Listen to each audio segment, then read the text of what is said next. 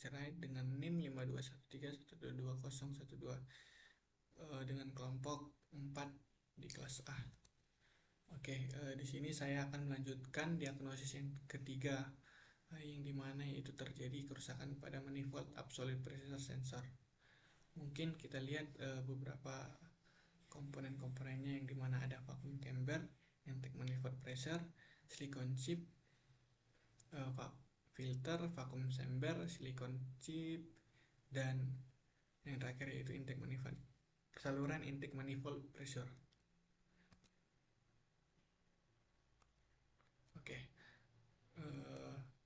Oke, untuk lebih mendalam kita melihat fungsi utama MAP.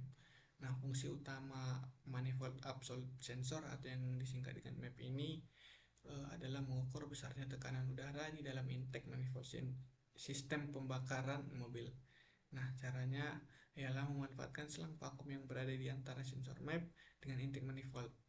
Dan dari selang tersebut dapat diketahui nilai kevakuman intake manifold.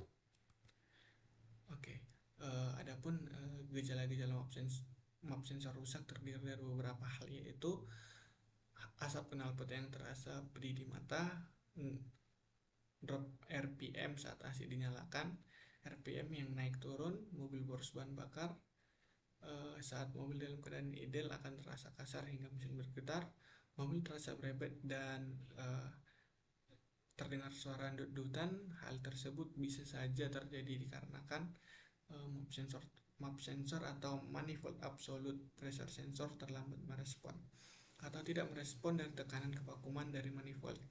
Nah, adapun cara analisa map sensor adalah dengan menggunakan voltmeter.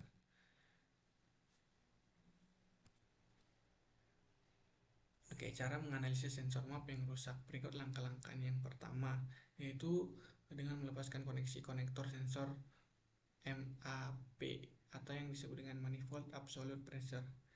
Nah, yang kedua, nyalakan kunci kontak pada posisi on. Dan yang terakhir yaitu menggunakan alat ukur voltmeter untuk mengukur tegangan antara terminator konektor OVC dan E2 dari sisi harness kabel.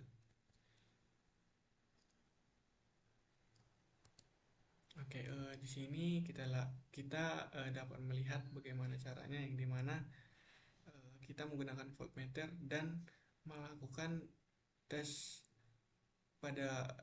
dengan menghubungkan alat voltmeter ini ke VC dan E2. Oke, nah yang keempat, putar kunci kontak kembali ke posisi off, hubungkan kembali konektor sensor map dan nyalakan kembali kunci kontak pada posisi on. Dan selanjutnya itu lepaskan selang vakum pada ruang pemasukan udara dan hubungkan voltmeter ke terminal PIM dan E2 dari ECM dan ukur tekanan keluaran di bawah tekanan atmosfer sekitar.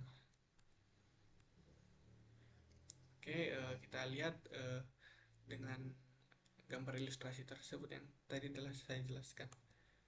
Oke, untuk mengukur tegangan output pada sensor MAP9, mungkin berikan kevakuman sensor MAP pada rentang 13,3 kPa atau 100 mm Hg,